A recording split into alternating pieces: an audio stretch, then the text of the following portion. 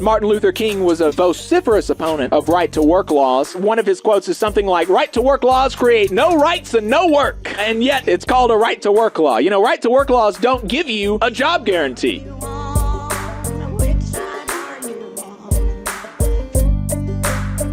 We haven't talked about right-to-work laws in a minute, and I don't think that we've talked about right-to-work laws in our newest media market at all, Chattanooga, Tennessee, on WGOW. So it feels like a good time to talk about that. And so we'll start with talking about actually explaining what right-to-work laws are, because I find that there's all sorts of misconceptions about what it means to be a quote-unquote right-to-work state.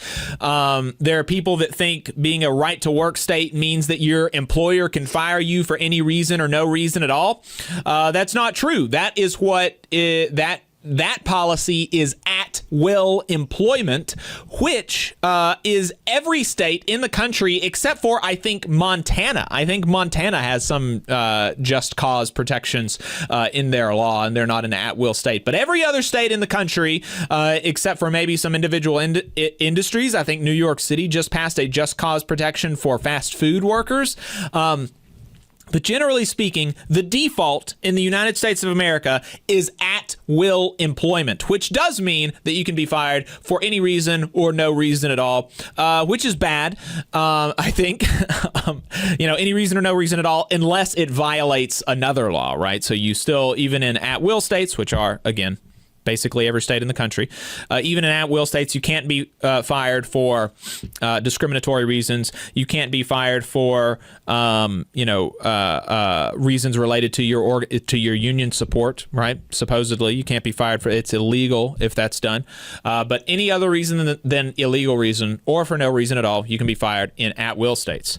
So if right to work is not at will, then what does it mean? Other people think that it means that it's illegal to unionize, that unions are actually illegal in right-to-work states. I've had people tell me that they thought that unions were illegal in the state of Alabama.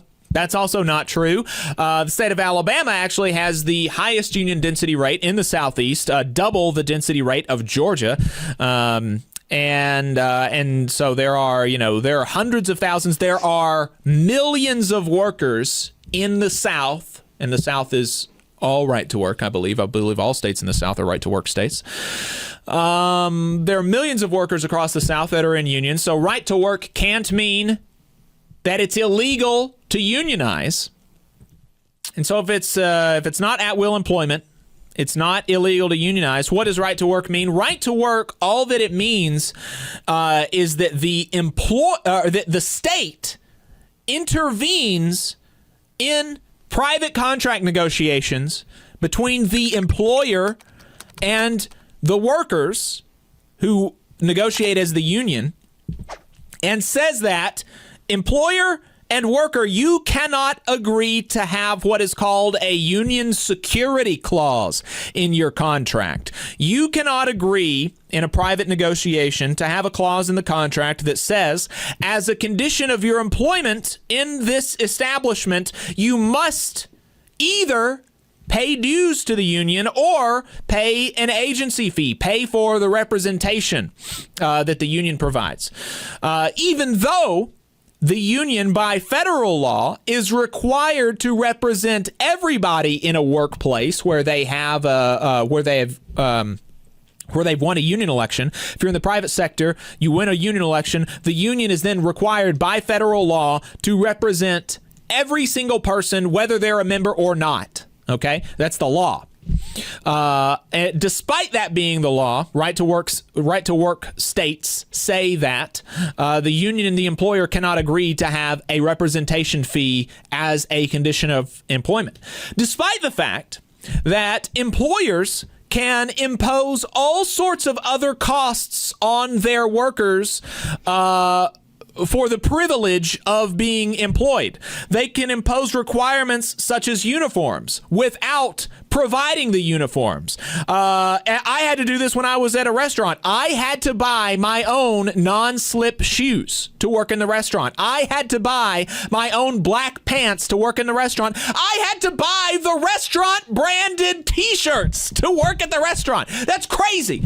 So there's all sorts of other costs that employers can impose on workers. They can make you take tests and have you pay for the cost of taking a test. They can say that you have to have a car to work here. We will not provide you transportation.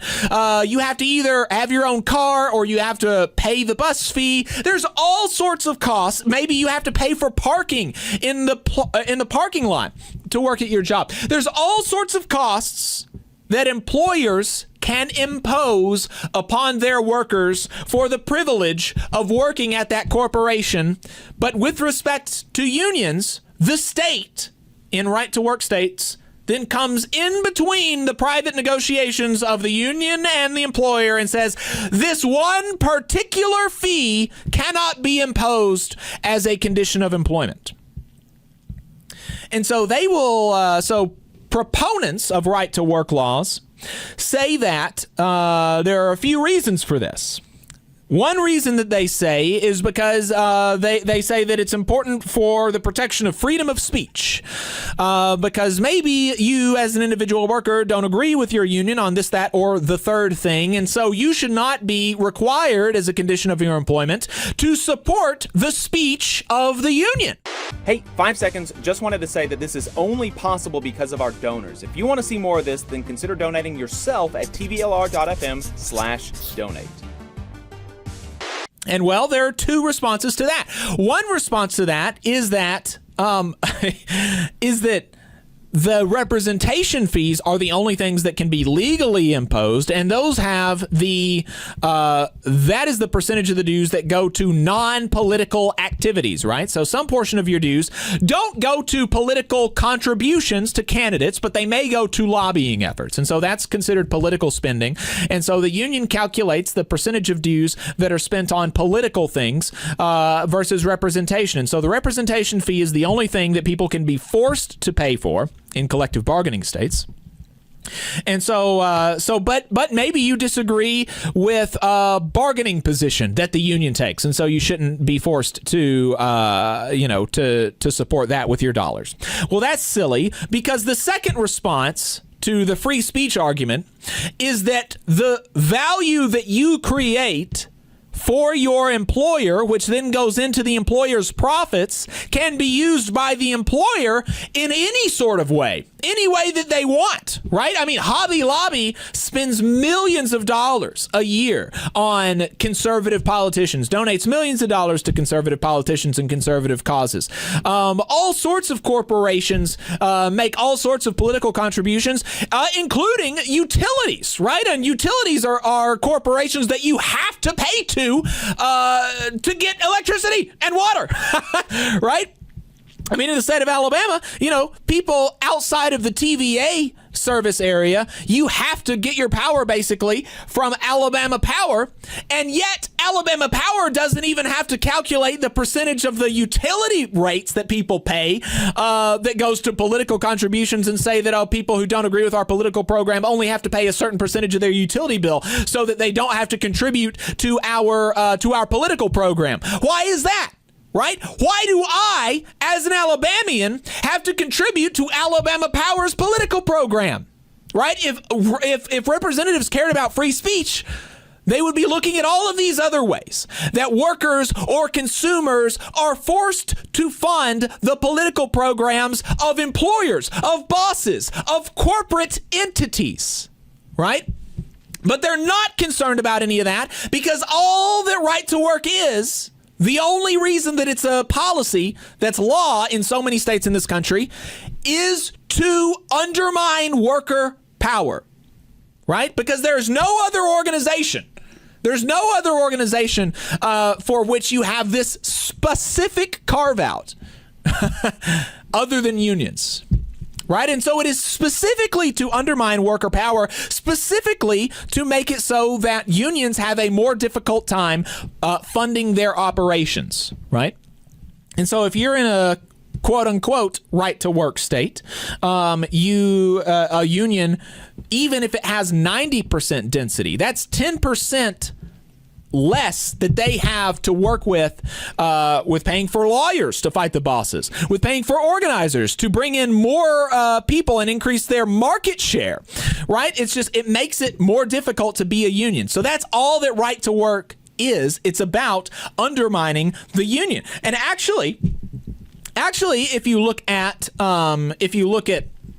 the history of right to work, another thing that it was meant to do is it was meant to undermine racial solidarity and to undermine the campaign for racial equality. Some of the first arguments for right to work were not even about free speech or whatever. It was explicitly, we want to undermine unions because unions want to have a white woman and a black man in the same organization calling each other brother and sister. That is the formation of these right-to-work policies, right? And so, that's the whole thing. That's the whole thing. And Martin Luther King was a vociferous opponent of right-to-work laws. And I think one of his quotes is something like, right-to-work laws create no rights and no work. And yet, it's called a right-to-work law. Right-to-work laws don't give you a job guarantee. You would think the most, if you have a right to work, the most common interpretation of that, or the most intuitive interpretation of that, is that there is somewhere maybe a right-to-work facility that I can go to and say, I need a job, and I would be guaranteed a job. I would have a right to a job. But that's not even what right-to-work does. Right? All that right to work does is undermine unions, because that is all that it has ever been meant to do. And so that is why right to work laws are bad. That's why the chambers of bosses, the councils of bosses, the chambers of commerce love right to work laws, because they want to undermine worker power. They want to increase corporate power. They want to increase business power.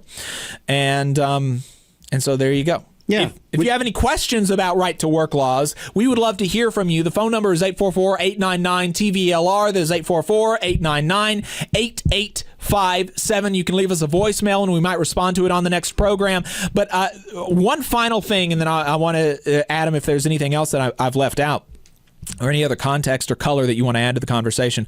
But, I